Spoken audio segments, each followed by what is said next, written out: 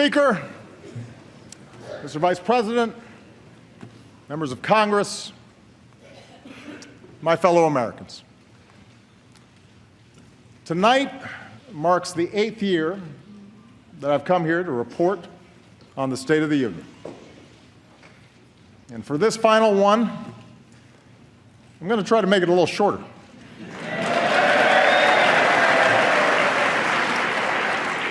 I know some of you are antsy to get back to Iowa.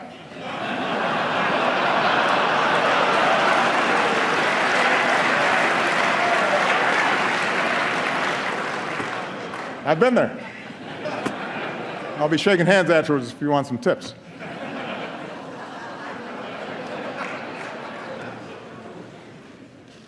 Now, I understand that because it's an election season, expectations for what we will achieve this year are low.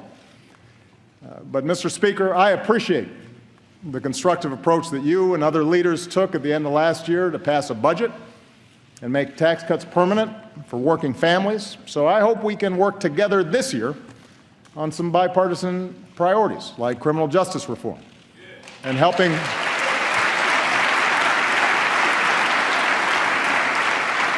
people who are battling prescription drug abuse and heroin abuse.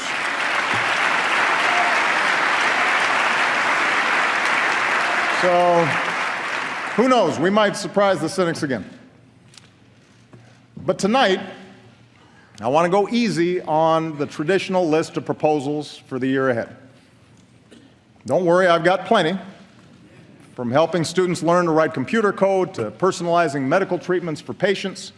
And I will keep pushing for progress on the work that I believe still needs to be done. Fixing a broken immigration system. Protecting our kids from gun violence. Equal pay for equal work. Paid leave. Raising the minimum wage. All these things still matter to hardworking families. They're still the right thing to do. And I won't let up until they get done. But for my final address to this chamber, I don't want to just talk about next year.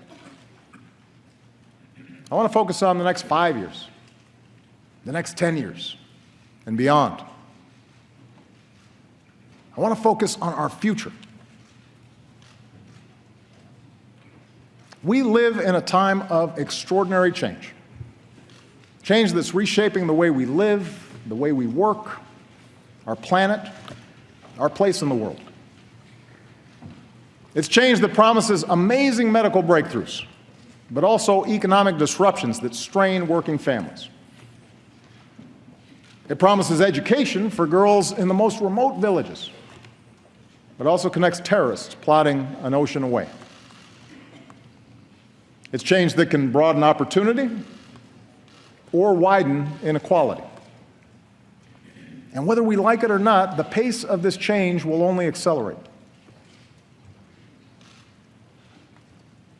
America's been through big changes before.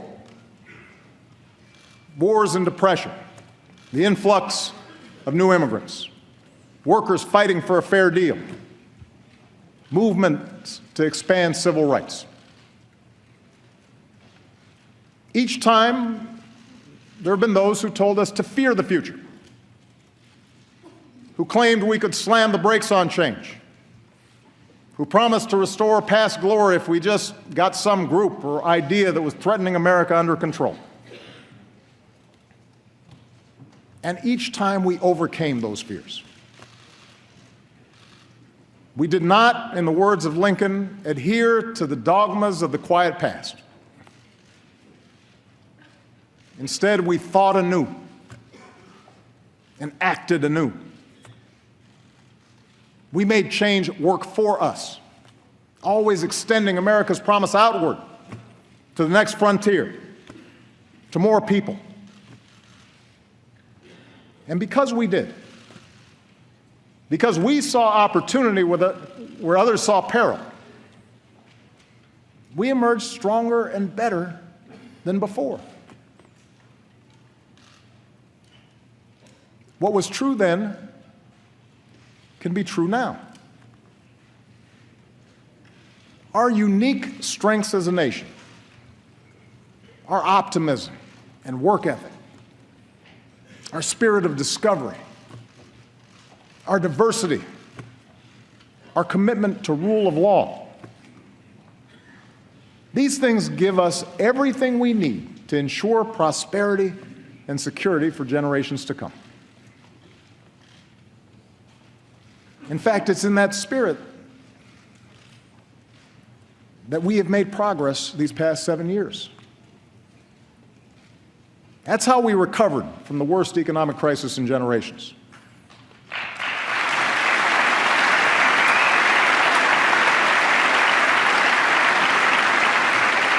That's how we reformed our healthcare system and reinvented our energy sector.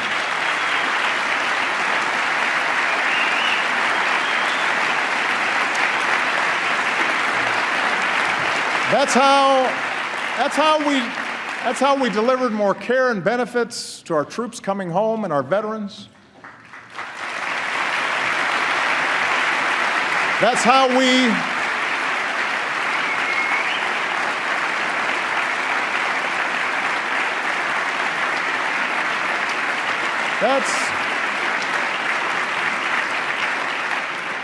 we secured the freedom in every state to marry the person we love.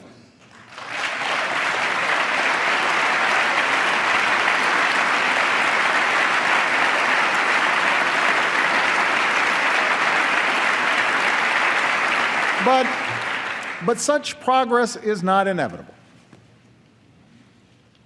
It's the result of choices we make together. And we face such choices right now. Will we respond to the changes of our time with fear, turning inward as a nation, turning against each other as a people? Or will we face the future with confidence in who we are, in what we stand for, and the incredible things that we can do together? So let's talk about the future. And 4 big questions that I believe we as a country have to answer, regardless of who the next president is or who controls the next Congress. First, how do we give everyone a fair shot at opportunity and security in this new economy?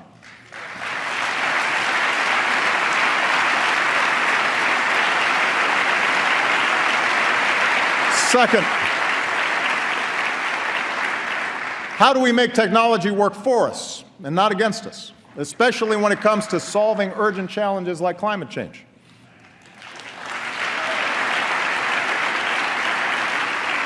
Third, how do we keep America safe and lead the world without becoming its policeman?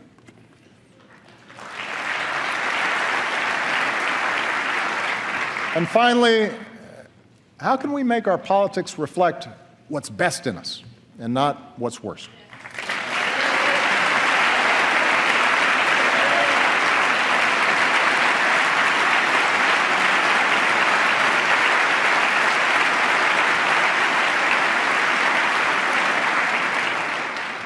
Let me start with the economy and a basic fact. The United States of America, right now, has the strongest, most durable economy in the world.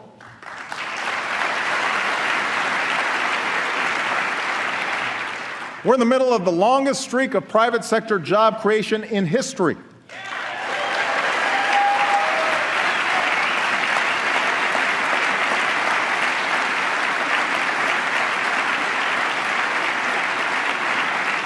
More than 14 million new jobs, the strongest 2 years of job growth since the 1990s, an unemployment rate cut in half. Our auto industry just had its best year ever.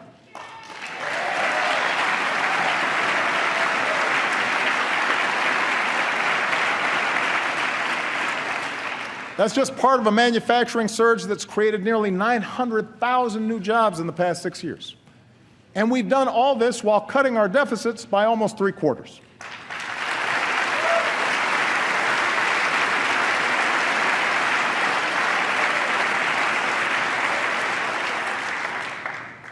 Anyone claiming that America's economy is in decline is peddling fiction. Now, what is true, and the reason that a lot of Americans feel anxious, is that the economy has been changing in profound ways. Changes that started long before the Great Recession hit, changes that have not let up. Today, technology doesn't just replace jobs on the assembly line, but any job where work can be automated. Companies in a global economy can locate anywhere, and they face tougher competition. As a result, workers have less leverage for a raise. Companies have less loyalty to their communities. And more wealth and income is concentrated at the very top. All these trends have squeezed workers, even when they have jobs, even when the economy is growing. It's made it harder for a hard-working family to pull itself out of poverty, harder for young people to start their careers, tougher for workers to retire when they want to. And although none of these trends are unique to America, they do offend our uniquely American belief that everybody who works hard should get a fair shot. For the past 7 years, our goal has been a growing economy that also works better for everybody. We've made progress, but we need to make more. And despite all the political arguments that we've had these past few years, there are actually some areas where Americans broadly agree. We agree that real opportunity requires every American to get the education and training they need to land a good-paying job. The bipartisan reform of No Child Left Behind was an important start. And together we've increased early childhood education, lifted high school graduation rates to new highs, boosted graduates in fields like engineering. In the coming years, we should build on that progress by providing pre-K for all and offering every student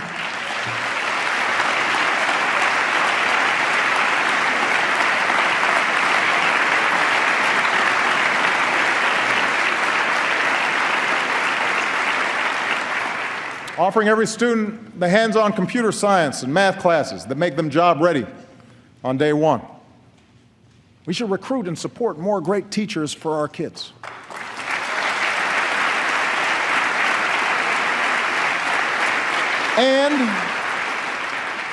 And we have to make college affordable for every American.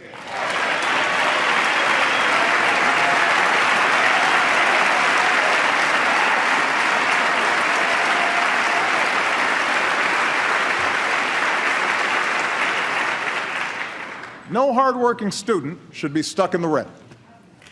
We've already reduced student loan payments to 10% of a borrower's income, and that's good. But now we've actually got to cut the cost of college.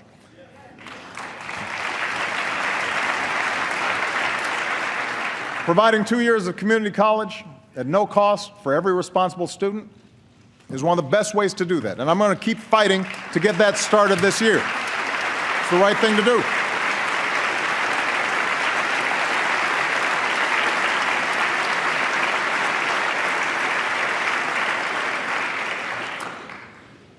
But a great education isn't all we need in this new economy. We also need benefits and protections that provide a basic measure of security.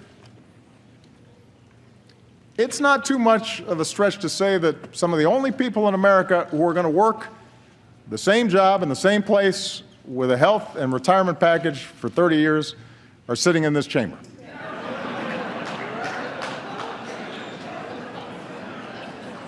For everyone else, especially folks in their 40s and 50s, saving for retirement or bouncing back from job loss has gotten a lot tougher. Americans understand that at some point in their careers, in this new economy, they may have to retool, they may have to retrain, but they shouldn't lose what they've already worked so hard to build in the process. That's why Social Security and Medicare are more important than ever. We shouldn't weaken them, we should strengthen them.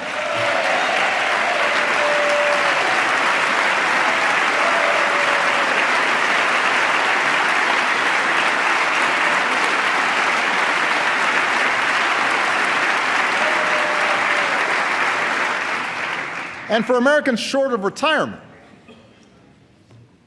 basic benefits should be just as mobile as everything else is today.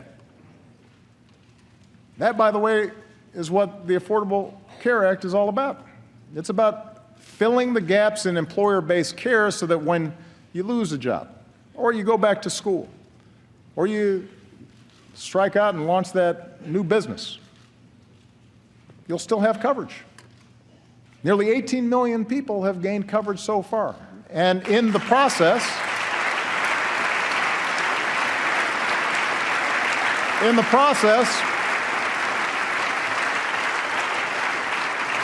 healthcare inflation has slowed, and our businesses have created jobs every single month since it became law. Now, I'm guessing we won't agree on healthcare anytime soon.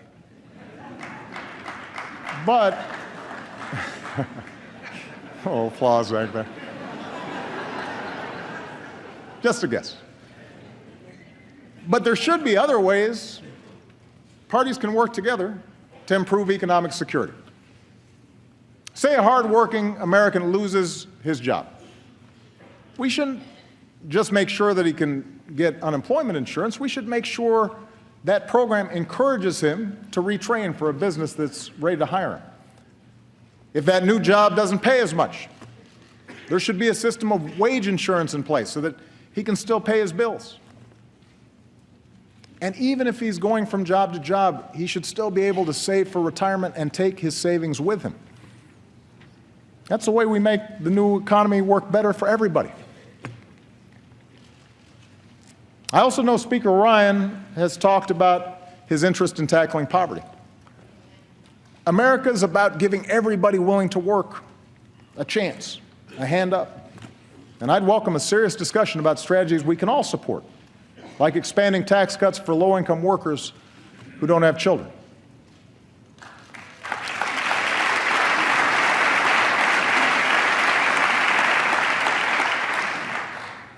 But there are some areas where we just have to be honest. It has been difficult to find agreement over the last 7 years.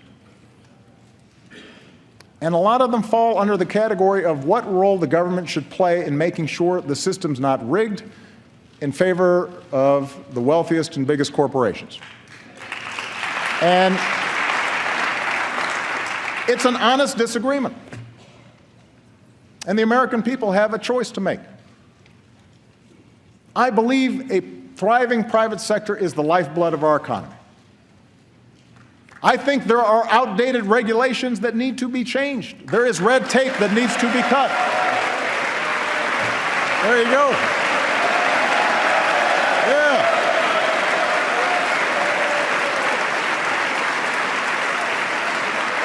See?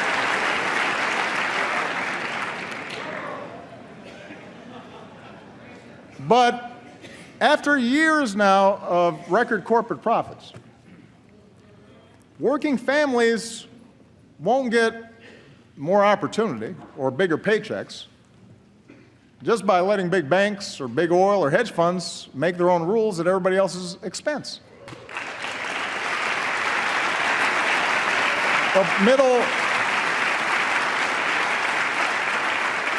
Middle-class families are not going to feel more secure because we allowed a tax on collective bargaining to go unanswered.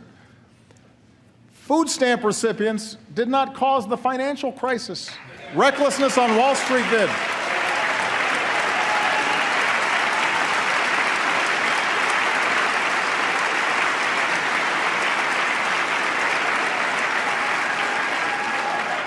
Immigrants aren't the principal reason wages haven't gone up. Those decisions are made in the boardrooms that all too often put quarterly earnings over long-term returns. It's sure not the average family watching tonight that avoids paying taxes through offshore accounts. The point is, I believe that in this new economy, workers and startups and small businesses need more of a voice, not less. The rules should work for them. And I'm not alone in this. This year I plan to lift up the many businesses who figured out that doing right by their workers or their customers or their communities ends up being good for their shareholders. And I want to spread those best practices across America. That's part of a brighter future.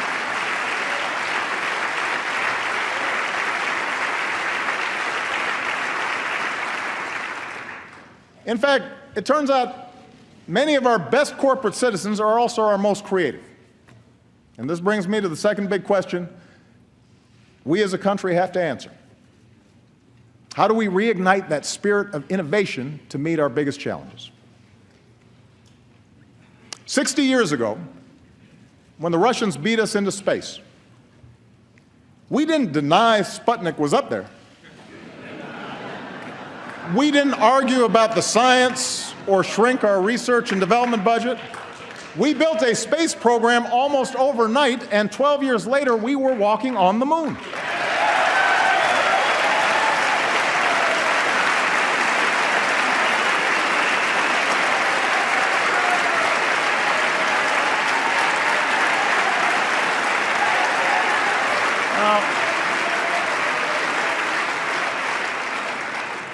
That spirit of discovery is in our DNA.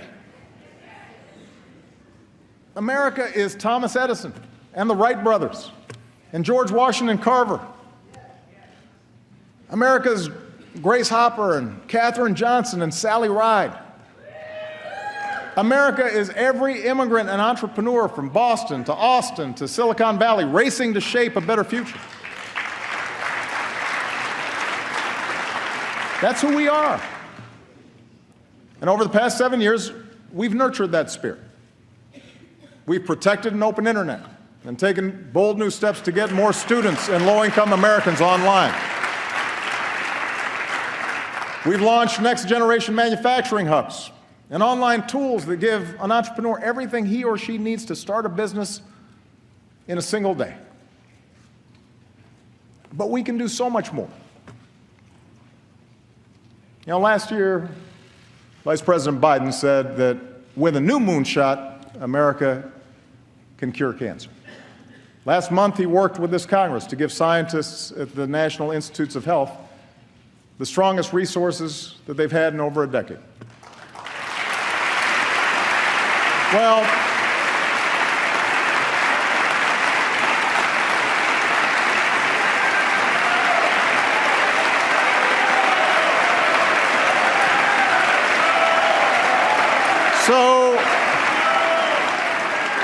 So tonight I'm announcing a new national effort to get it done. And because he's gone to the mat for all of us on so many issues over the past 40 years, I'm putting Joe in charge of mission control. For the loved ones we've all lost, for the families that we can still save, let's make America the country that cures cancer once and for all. What do you say, Joe? Let's make it happen.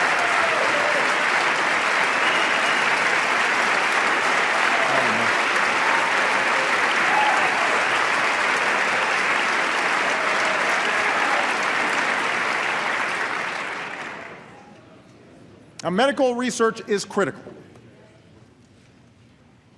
We need the same level of commitment when it comes to developing clean energy sources.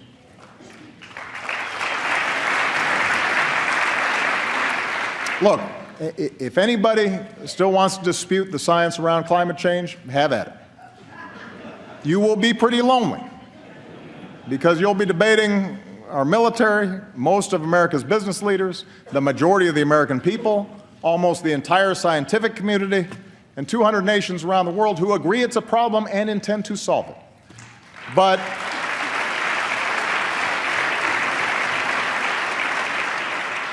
even if the planet wasn't at stake, even if 2014 wasn't the warmest year on record, until 2015 turned out to be even hotter, why would we want to pass up the chance for American businesses to produce and sell the energy of the future.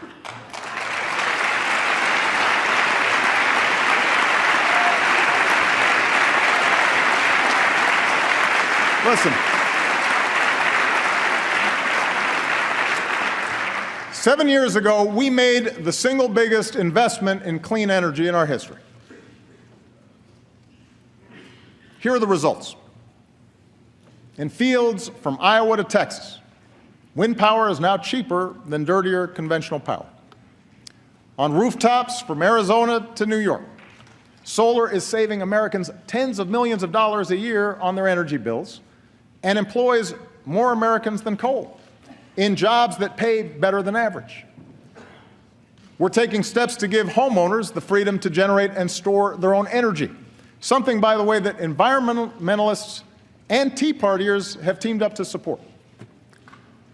And meanwhile, we've cut our imports of foreign oil by nearly 60% and cut carbon pollution more than any other country on earth.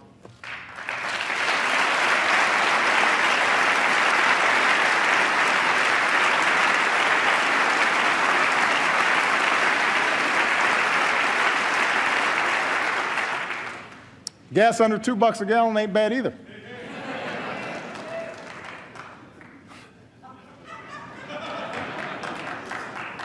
Now we've got to accelerate the transition away from old, dirtier energy sources.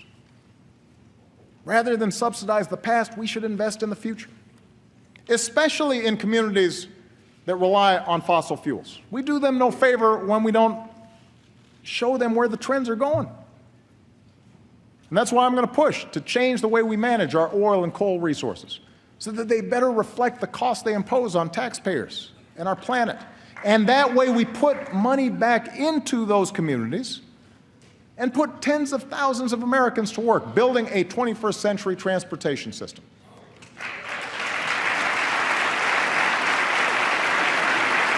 Now,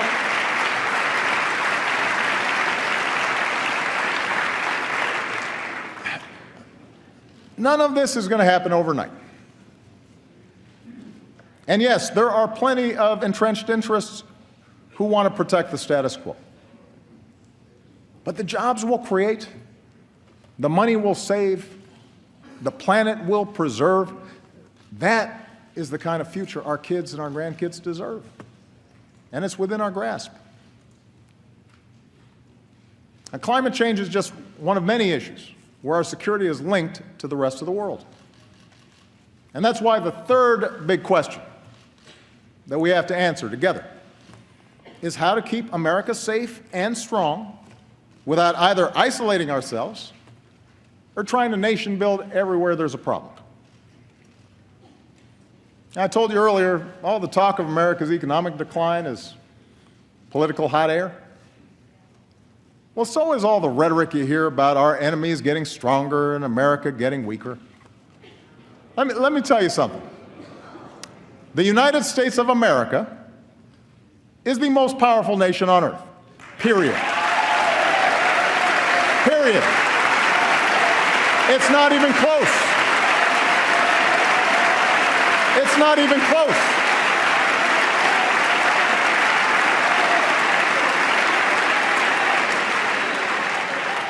It's not even close. We spend more on our military than the next 8 nations combined. Our troops are the finest fighting force in the history of the world.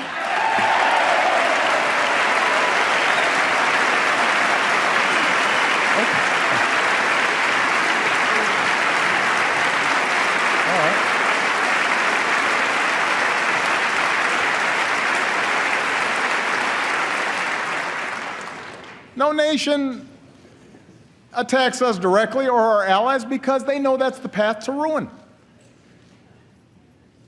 Surveys show our standing around the world is higher than when I was elected to this office, and when it comes to every important international issue, people of the world do not look to Beijing or Moscow to lead, they call us.